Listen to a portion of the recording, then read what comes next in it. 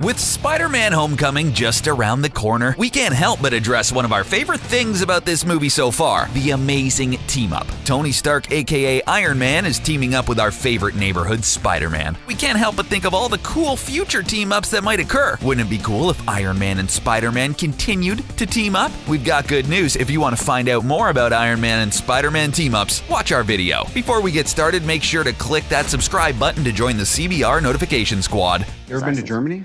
No. Oh, you'll love it. I can't go to Germany. Why? I got homework.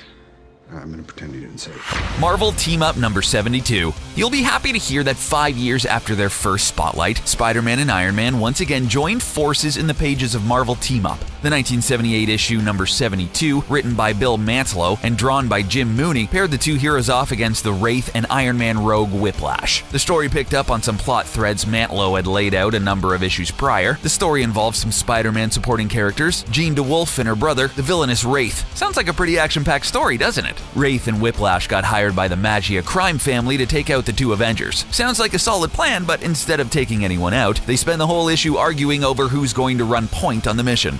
Sibling rivalry. It's the best, isn't it? The Whiplash temporarily gets the upper hand on Spidey. He and Iron Man eventually prevail. The victory comes, in part, thanks to Wraith flipping to the side of good and helping his sister. Spider-Man and Iron Man are ultimately able to defeat Whiplash. I guess Mom was right when she said stop arguing with your siblings, right? What do we do, Cap? We fight. This is gonna end well. Avengers number 1. Following the events of Civil War, Secret Invasion, and Siege, Marvel and Brian Michael Bendis attempted to pick up where they left off in 2005. This was a time before superheroes fighting each other became standard operating procedure of comic book storytelling. In order to pick back up, Michael built a team around Iron Man and Spider-Man, the dynamic duo of the moment. He also included Spider-Woman, Thor, Hawkeye, and many others. With some truly amazing artwork by John Romita Jr., the beginning of the heroic age saw the Avengers world begin to take shape as separate teams like the New Avengers and Young Avengers came into their own. It also had plenty of twists as the children of the Avengers, aka the next Avengers, from the future were introduced. There's also appearances made by Maestro and Immortus, and of course the Bucky Barnes version of Captain America is not to be left out of all the action and the fun. All in all, the alternate realities and time travel woven throughout the series foreshadowed Jonathan Hickman's eventual work of destroying the Marvel Universe and setting up Secret Wars. A great many people see you as heroes. There are some who would prefer the word vigilantes. And what word would you use, Mr. Secretary? How about dangerous? Secret Wars. Speaking of setting up the Secret Wars, the original Secret Wars marks not only the biggest team-ups for Spidey and Iron Man, but one of the biggest team-ups in the Marvel Comics universe. Running for 12 issues from 1984 to 85, the story sees a cosmic entity called the Beyonder transport a number of Earth's superheroes and villains to this battle world in an attempt to watch them fight. That's quite a bit of epicness, wouldn't you agree? Even more significant, it actually contains the origin of Spidey's symbiote suit. You remember, right? The super cool black Spidey suit? You might remember it from the Sam Raimi Spider-Man film. While the full story isn't revealed here, we do see him discover the symbiote and bond with it, finding that it comes with a number of its own powers. The series also introduced a number of concepts that would come into play for 2015 Secret Wars, including the Beyonder, here a single entity, and a collaboration between Dr. Doom and Owen Reese, aka the Molecule Man. All in all, it's an essential entry into Marvel canon, and we think it's one of the finest storylines the House of Ideas ever produced. I saw you on the news today. That goblin, he looks so dangerous.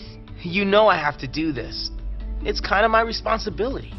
Ultimate Cataclysm, Miles and Iron Man. A few decades after Spidey came to blows with an alternate Iron Man, 2013 saw Spider-Man join forces with Tony Stark. Beginning in 2000, Marvel launched their Ultimate line in an effort to streamline continuity and introduce new readers to their comics. What followed was the creation of an alternate universe adjacent to Marvel's main Earth 616 reality. Eventually, a new Spider-Man was born following the death of Peter Parker. Empowered by a separate radioactive spider from Oscorp, Miles Morales discovered discovered he had a number of the original Spidey's powers, along with invisibility and a venomous shock ability. Following the events of Age of Ultron comic storyline, the Galactus of Earth 616 made his way into the universe of the Ultimates and merged with his counterpart. Then he began the process of ripping apart the multiverse. The event saw a number of heroes from both worlds crossing over to solve the threat on both ends. Miles is tasked with getting info from Earth 616 and eventually is one of the few remaining heroes left. He actually holds Captain America in his arms as the hero passes. Thanks to Iron Man and Miles teaming up, the threat is eventually stopped, but the seeds are sowed for the end of the Ultimate Universe in 2015's Secret Wars.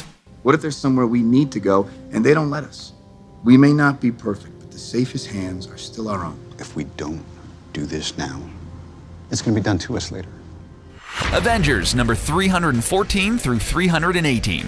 During a run of the Avengers in 1990, Spider-Man once again joined forces with Marvel's greatest heroes to stop a massive threat. Halfway through, he's invited to join the team, but the offer is rescinded by Captain America a few issues later. There's a lot of editorial behind-the-scenes confusion that kept Spider-Man out of the Avengers for years, but it's far too much to get into here. What is notable is that the adventure brought us another team-up between Iron Man and Spidey. This is an all-star issue featuring Peggy Carter, Vision, the Wasp, Wonder Man, Thor, and even Man-Wolf. A batch of heroes including Spidey and Iron Man, come together to take on the threat of Nebula and a villain so nefarious he can only be called Gunther. Written alternately by John Byrne and Fabian Nicieza, the arc hardly lives up to the skills of the two legendary comic writers. Still, its cast of characters and space-faring action proves to be a lot of fun. In a way, it even gives us a rough idea of what it would be like if Spidey went into space with the other Avengers to fight Thanos' daughter Nebula. It's not exactly Infinity War, but we'll take what we can get. Are you Tony Stank? Yes, this is Tony Stank. You're in the right place. Thank you for that. Marvel Team Up number 48 through 51.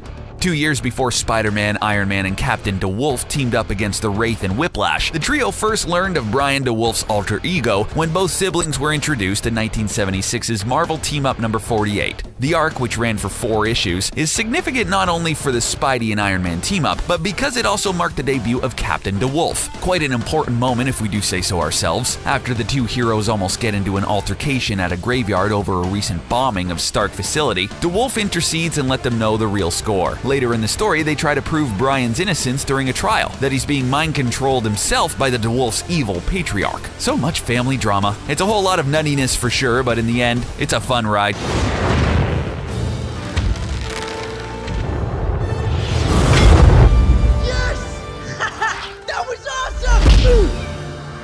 Invincible Iron Man, Amazing Spider-Man.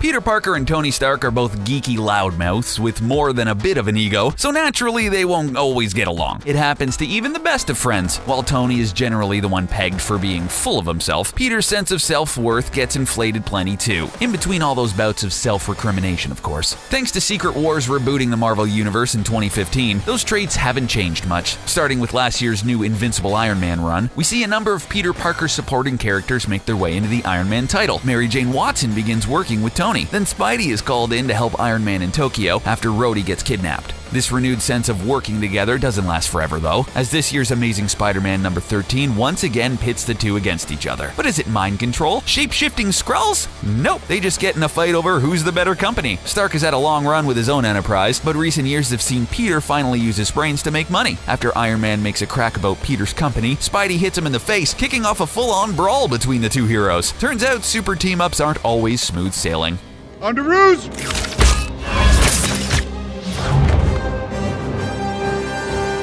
Nice job, kid.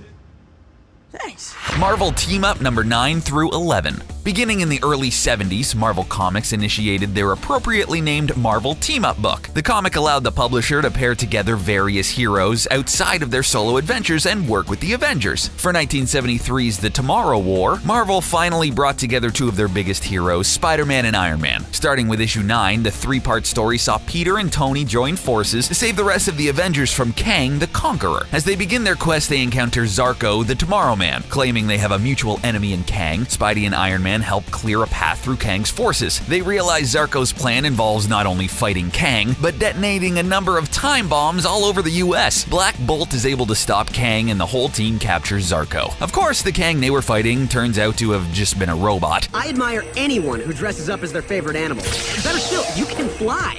So I gotta ask, you heard the one about great power coming with great responsibility? New Avengers, Amazing Spider-Man.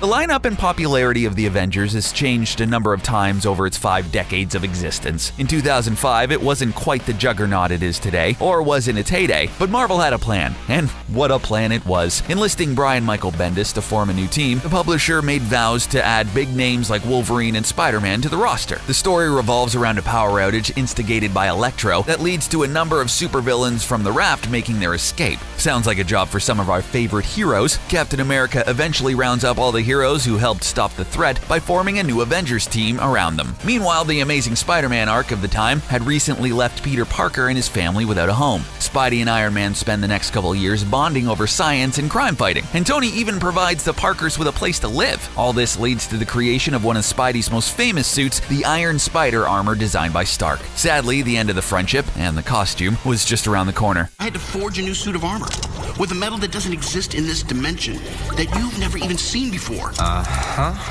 And where is that armor now? It's, the Dwarf King kept it.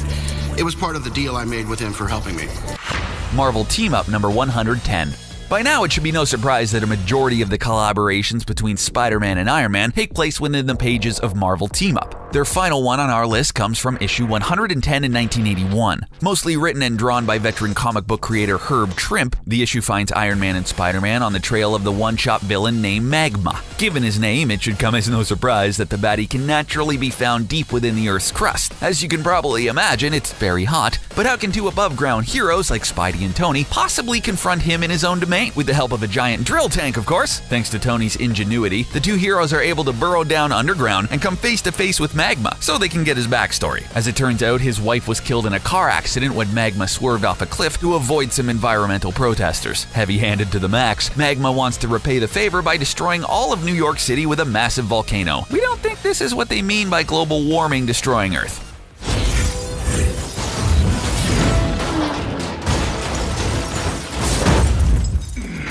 Multiple contusions detected. Yeah, I detected that too. There are a few of Iron Man and Spider-Man team-ups that have happened in the year so far. Which one was your favorite? Are you excited about upcoming Spider-Man Homecoming film? Let us know in the comments below. And while you're here, don't forget to check out our playlist for more awesome videos. If you enjoyed this video, don't forget to like and share it. Thanks for watching.